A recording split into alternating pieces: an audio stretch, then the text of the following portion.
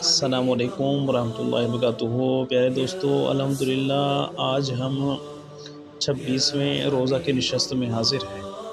आज एक इंतहाई अहम गुफ्तगू करने लगे हैं, वो रमज़ान मुबारक के हवाले से बहुत ख़ास और अहमियत की हामिल है। वो ये कि रमज़ान मुबारक के आखिरी अशरे में एक तो हमें शब कदर मिलती है, ताक रातों में जिसे तलाश किया जाता है, और इसके साथ साथ रमज़ान मुबारक की जो आखिरी रात होती है, यानी चांद रात जिसे कहते हैं, जिसे हम ऊट पटांग हरकत के अंदर गुजारते हैं और बाज़ारों की तरफ रुख करते हैं और घंटों घंटों वहाँ लगा देते हैं, तो प्यारे दोस्तों उसको लैलतुल जायज़ा कहते हैं। यानी ये वो रात है बंदा अपना मुहासबा करता है, अपने आमाल का मुहासबा करता है और सोचो विचार करता है मैंने पूरे रमज़ान मुबारक के अंदर क्या क्या आमाल किए हैं और क्या कमियां कोताहियाँ हुई हैं और उनका अज़ाला क्या है, उसको लैलतुल जायज़ा कहते हैं। प्यारे दोस्तों याद रखिए, हुजूर सैयदना मुआज़ बिन जबल रज़ियल्लाहु तआला अन्हु वो बयान करते हैं कि हुजूर नबी करीम अलैहिस्सलाम ने इरशाद फरमाया, जिसने 5 रातों को ज़िंदा रखा उसके लिए जन्नत वाजिब हो गई। वो 5 रातें ये हैं, नंबर 1 8वीं ज़िलहिज्जा की रात, नंबर 2 9वीं ज़िलहिज्जा की रात, नंबर 3 ईद उल अज़हा की रात, नंबर 4 ईद उल फित्र की रात और नंबर 5 15वीं शाबान की रात। तो प्यारे दोस्तों, ईद उल फित्र की रात जो चौथे नंबर वाली है उसका ज़िक्र यहाँ मौजूद है और इसी को ही लैलतुल जायज़ा कहते हैं।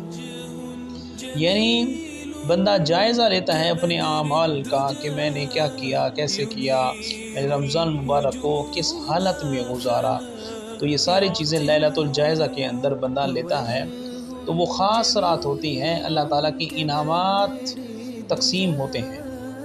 मुस्नद अहमद बिन हंबल के अंदर हदीस मौजूद है, हज़रत अबू हुरैरा रज़ियल्लाहु तआला अन्हु बयान करते हैं कि हुज़ूर नबी अकरम सल्लल्लाहु अलैहि वसल्लम ने इरशाद फरमाया, मेरी उम्मत को रमज़ान मुबारक में 5 ऐसी खुसूसियात अता की गई हैं जो इससे कब्ल किसी उम्मत को अता नहीं की गई। नंबर 1, रोज़ादार की मुँह की बू अल्लाह ताला के यहाँ कस्तूरी की खुशबू से भी ज़्यादा अच्छी लगती है।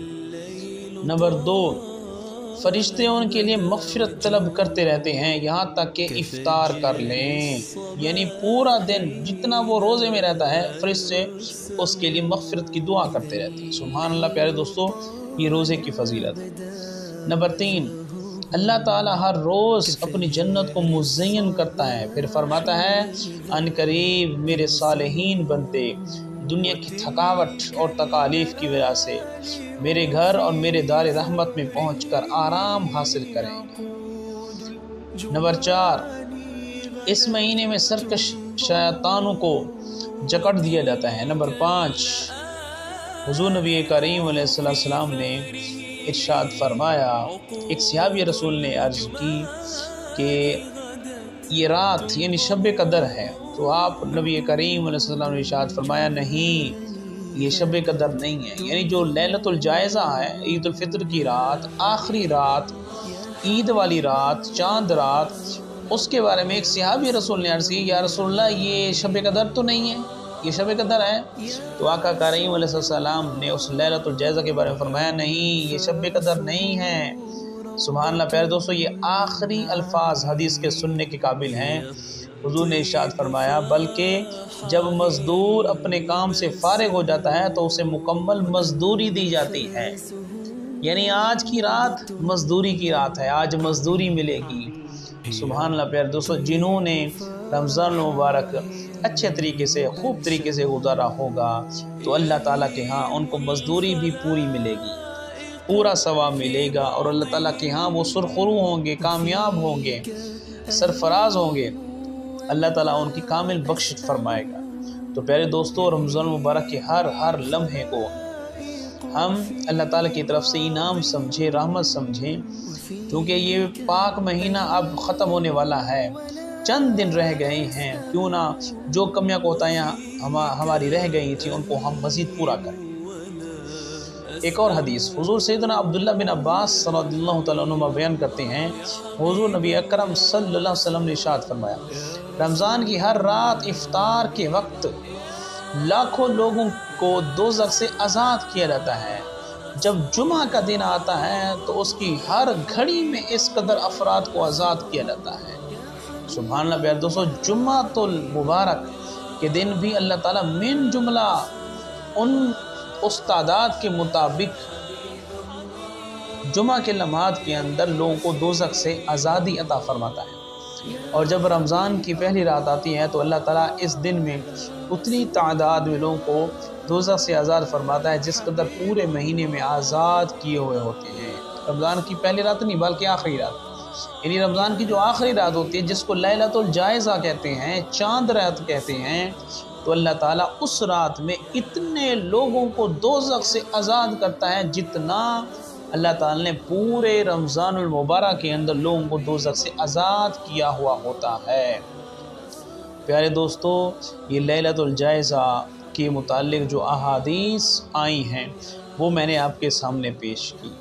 یہ بہت بڑی بات ہے۔ حضرت ام المومنین عائشہ صدیقہ رضی اللہ تعالیٰ عنہ وہ بیان کرتی ہیں کہ انہوں نے سوال کیا، حضور نبی کریم صلی اللہ علیہ وسلم سے پوچھا، اگر میں لیلۃ القدر کو پالوں تو اللہ سے کیا مانگوں؟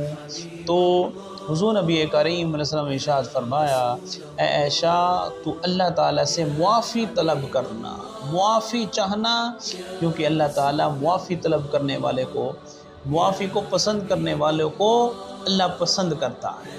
جو معافی طلب کرتا ہے رب کی بارگاہ میں اللہ تعالیٰ ایسے شخص کو پسند کرتا ہے۔ تو اس موقع پر یہ دعا جو ہے بطور وظیفہ عنایت فرمائی، اللہم انکا عفو تحب العفو فاعف عنی، اے میرے رب بے شک تو معاف کرنے والا ہے اور معافی کو پسند فرماتا ہے، بس مجھے بھی معاف فرما دے۔ پیارے دوستو، یہ لیلۃ الجائزہ وہ آنے والی ہے، شب قدر کی تعیین اٹھا لی گئی ہے، جبکہ لیلۃ الجائزہ وہ معلوم ہے۔ یہ فرق ہے پیارے دوستو شب قدر میں اور لیلۃ الجائزہ میں۔ شب قدر ملے نہ ملے تا کرا تمہیں ہم سستی کر جائیں ممکن ہے وہی ہو، لیکن پیارے دوستو لیلۃ الجائزہ وہ تو ہے ہی ہے، جب جس دن چاند رات ہوگی وہی رات ہوگی، تو یہ اللہ تعالیٰ کی طرف سے انعام ہے۔ لیکن ہماری غفلت کا عالم یہ ہے، ہم شاپنگ، کھیل تماشوں میں اس کو ضائع کر دیتے ہیں، چاند رات کو ادھر ادھر آنا جانا، خرافات، غیر شرعی امور میں ایسے ملوث ہو جاتے ہیں، ایسے مشغول ہو جاتے ہیں کہ ہمیں اس لیلۃ الجائزہ کے بارے میں ہمیں پتہ تک نہیں ہوتا اور ہمیں اس کی فضیلت کا پتہ نہیں ہوتا۔ اس وجہ سے ہم نے اس کی گفتگو رمضان مبارک کے چند دن رہتے ہیں ابھی پہلے کر دیا، تاکہ آپ جیسے لوگ سنیں اور عمل کی طرف آئیں، ہم سب عمل کی طرف آئیں اور اس چاند رات کو ہم بہت بڑا خزانہ سمجھیں کہ اللہ تعالیٰ یہ عطا فرمائے گا۔ پیارے دوستو، چونکہ ہمارے اعمال تو اس قدر ہیں نہیں، اعمال میں ہم کمزور ہیں، کیوں نہ جو یہ اللہ تعالیٰ کی انعامات ہمیں مل رہی ہیں ان سے خوب مستفید ہوں اور خوب لطف اندوز ہوں اور اللہ تعالیٰ کی رحمتیں اپنے دامنوں کے اندر سمیٹ لیں۔ ایک حکایت میں آپ کے سامنے پیش کرنے لگا ہوں، بہت خوب حکایت ہے اور ہمارے احوال کے مطابق ہے، جو جس سمت سے ہم چل رہی ہیں اور جن حالات سے ہم گزر رہے ہیں۔ ایک دفعہ کا ذکر ہے کہ ایک بادشاہ اپنے محل میں بیٹھا ہوا تھا اور اپنی بیوی کے ساتھ محو گفتگو تھا۔ چور چوری کرنے کے لیے آیا تو وہ آپس میں گفتگو کر لیتے تھے، تو چور نے کان لگایا کہ سنو کیا کہہ رہی ہیں، کیا باتیں ہو رہی ہیں۔ تو جب چور نے کان لگا کے غور کر کے سنا تو بادشاہ کہنے لگا، بات یہ ہے کہ اے بیوی صاحبہ، میں تو اپنی بیٹی کا نکاح، اپنی بیٹی کی شادی ایسے آدمی سے کروں گا جو نہایت متقی، پرہیزگار، اللہ سے لو لگانے والا ہو، اس کو دنیا کا پتہ نہ ہو، آخرت کی طرف سفر کرنے والا ہو، تو میں اپنی شہزادی بیٹی کا نکاح اسی کے ساتھ کروں گا۔ تو پیارے دوستو، اس چور کے دل کے اندر یہ خواہش پیدا ہوئی، کیوں نہ، چور تو میں ہوں ہی ہوں، اب میں اللہ والوں کا لبادہ اوڑھ لیتا ہوں اور نیک بن جاتا ہوں اور اپنا نیک پن ظاہر کروں گا، آہستہ آہستہ میری شہرت ہوگی، ممکن ہے اس کی بیٹی میرے نصیب میں آ جائے اور میں اس کے ساتھ نکاح کر لوں۔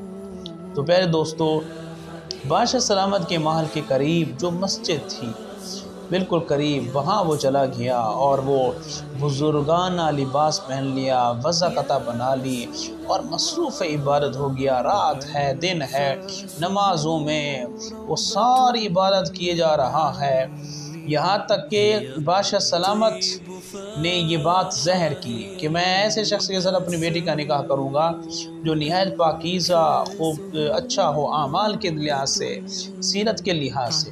تو پیارے دوستو، جب لوگوں نے دیکھا کہ فلاں بندہ ہے، فلاں مسجد میں رہتا ہے اور وہ تمام اوقات رہتا ہی عبادت کے اندر ہے، تو پیارے دوستو جب اس کی عبادت کی شہرت ہوئی تو بادشاہ نے اس کو بلوا لیا، ہاں جی اس بندے کو لے آؤ۔ جب وہ بندہ آ گیا اور وزیر نے بتایا کہ بادشاہ نے کئی سال پہلے یہ فیصلہ کر لیا تھا کہ وہ اپنی بیٹی کا نکاح ایک ایسے شخص سے کرے گا جو بڑا متقی پرہیزگار ہو، اور بادشاہ سلامت اس تلاش میں تھا، لہذا آپ پر نظر آ کر رک گئی ہے، لہذا بادشاہ نے مجھے بھیجا ہے کہ اس سلسلے میں آپ سے گفتگو کروں، آپ سے پوچھوں۔ تو پیارے دوستو، وہ وزیر کافی دیر بیٹھا رہا اور اس کے ساتھ اس کی گفتگو سنتا رہا، بیٹھا رہا، یہاں تک کہ آخر میں اس چور جو اللہ والا بنا ہوا ہے نا، اس کی آنکھوں سے آنسو جاری ہو گئے، دھڑ دھڑ آنسو پانی کی طرح قطرے ٹپکنے لگے۔ وزیر نے پوچھا، حضور والا کیا ہوا، کیا ہو گیا ہے؟ تو چور کہنے لگا، آج جو پیغام آپ لے کر آئے ہیں یہ پیغام مجھے منظور نہیں ہے۔ وزیر نے کہا، کیوں نہیں؟ بادشاہ نے کہا ہے وہ اپنی بیٹی کے ساتھ تیرا نکاح کرنے والا ہے، تو کیوں نہیں قبول کرتا؟ تو وہ شخص کہنے لگا، دیکھیے میں صاف صاف آپ کو بتاتا ہوں جو حقیقت ہے، میں اصل میں ایک چور تھا اور ایک مرتبہ بادشاہ کے محل میں چوری کرنے کے ارادے سے گیا تھا، پھر جو کچھ ہوا وزیر نے سنایا، اور اس کے بعد چور نے کہا، میں نے تو یہ وضع قطع اس حرص کی وجہ سے اختیار کی تھی، لیکن یہاں میں آ کر بیٹھا، میرے خدا نے مجھے اپنا بنا لیا ہے، بس اب اس کے بعد مجھے کسی اور کی ضرورت نہیں ہے، میرے لیے میرا رب ہی کافی ہے۔ پیارے دوستو، یاد رکھیے، بے شک نماز، روزہ، دیگر عبادات انسان کو برائیوں سے بچاتی ہیں، لیکن پیارے دوستو برائیوں سے تو بچاتی ہیں، لیکن یہ ساری عبادتیں رب سے ملاتی ہیں، ان سے رب ملتا ہے۔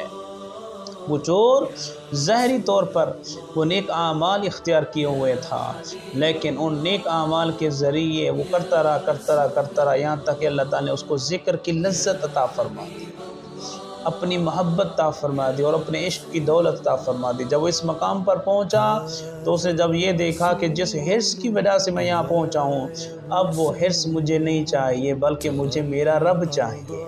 تو پیارے دوستو، لیلۃ الجائزہ اس کو بھی ہم اسی لحاظ سے لیں کہ ہم اس رات کو اپنائیں گے، اس رات میں عبادت کریں گے، کیوں نہ اللہ تعالیٰ ہم پر کرم نوازی فرمائے گا اور ہم اس لیلۃ الجائزہ کی محبت کے ذریعے رب کی محبت کو حاصل کر لیں گے۔ پیارے دوستو، رمضان مبارک اپنی رونقوں کے ساتھ آہستہ آہستہ ہمارے سروں سے اٹھ رہا ہے، جا رہا ہے، کیوں نہ اس کی ہر لمحہ اور ہر گھڑی کو ہم اس کو بابرکت سمجھے۔ اللہ تعالیٰ کی بارگاہ میں دعا ہے ہم سب کو اعمال صالحہ کرنے کی توفیق عطا فرمائے۔ پیارے دوستو، اسی طرح کی ہم خوبصورت گفتگویں آپ کے سامنے پیش کرتے ہیں، آپ ہمارے چینل کو ہمیشہ دیکھتے رہیے اور مدلل احادیث کی روشنی میں آپ کے سامنے ہم پیش کرتے ہیں، اور آگے گفتگو کو شیئر بھی کیا کریں اور ساتھ رہیں۔ اللہ تعالیٰ آپ کو علم نافع عطا فرمائے، ہم سب کو عمل کی توفیق عطا فرمائے۔